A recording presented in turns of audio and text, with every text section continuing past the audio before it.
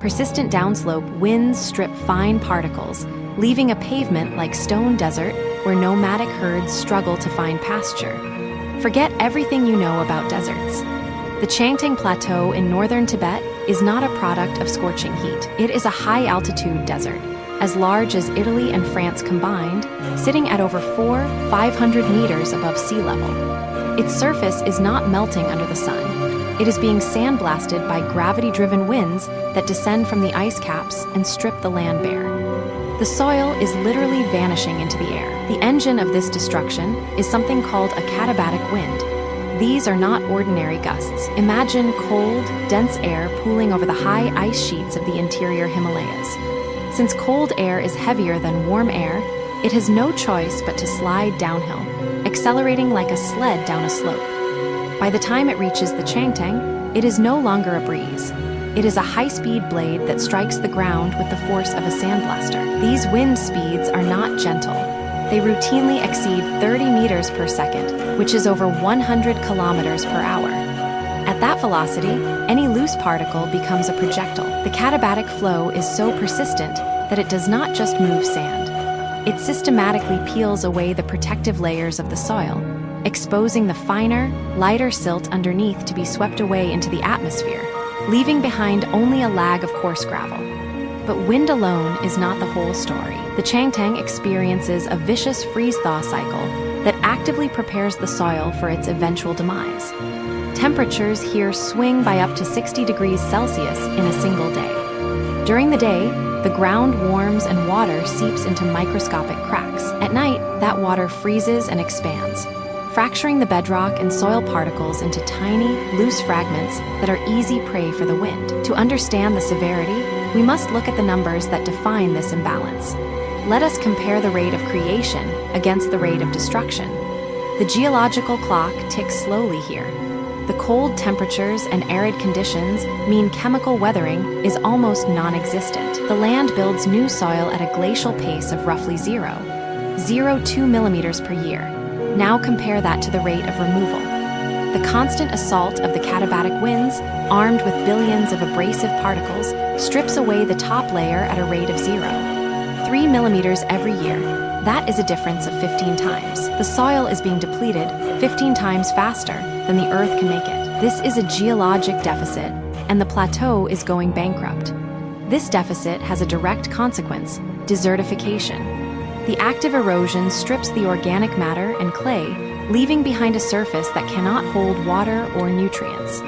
Without plants to anchor the soil, it becomes a self-perpetuating cycle. More wind, more erosion, less plant life, even more wind.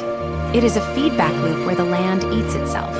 We know this has been happening for a long time, but it is not just a modern calculation. Historical observations confirm this process has been sculpting the landscape for centuries. The 19th century, Russian explorer Nikolai Przhevalsky documented these persistent storms in his travels.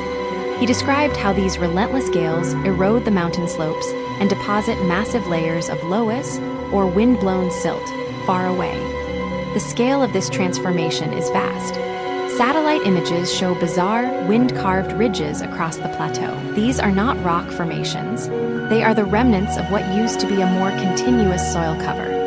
The katabatic winds have etched these features like a giant chisel, leaving behind a landscape that looks more like a lunar surface than a terrestrial grassland.